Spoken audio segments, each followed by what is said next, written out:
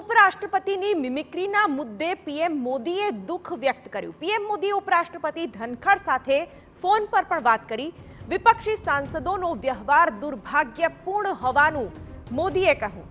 20 વર્ષથી હું પણ આવા અપમાન સહન કરી રહ્યો છું તેમ પણ મોદીએ કહ્યું। કોઈ પણ અપમાન મને રસ્તો બદલવા મજબૂર કરી શકે નહીં તેવું પણ મોદીએ ઉમેર્યું।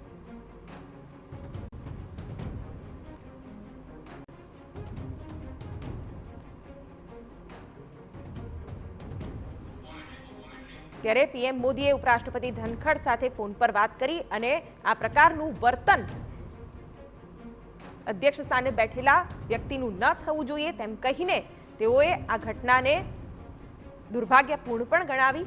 ત્યારે આ દ્રશ્યોમાં જોઈ શકાય છે કલ્યાણ બેનર્જી કે જે ઉપરાષ્ટ્રપતિ ધનખડની મિમિક્રી કરી રહ્યા છે અને ત્યાં રાહુલ ગાંધી પણ ઊભા છે કે જે તેમના મોબાઈલમાં આ તમામ દ્રશ્યોને કેદ કરી રહ્યા છે।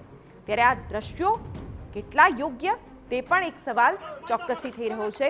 ત્યારે વડાપ્રધાન નરેન્દ્ર મોદીએ 20 વર્ષથી તેમની સાથે પણ આ પ્રકારના અપમાનજનક વ્યવહાર થયા હોવાનું કહ્યું છે અને ઉપરાષ્ટ્રપતિ ધનખડ સાથે પણ તેઓએ ફોન પર વાત કરી અને આ વ્યવહારને દુર્ભાગ્યપૂર્ણ ગણાવ્યું છે।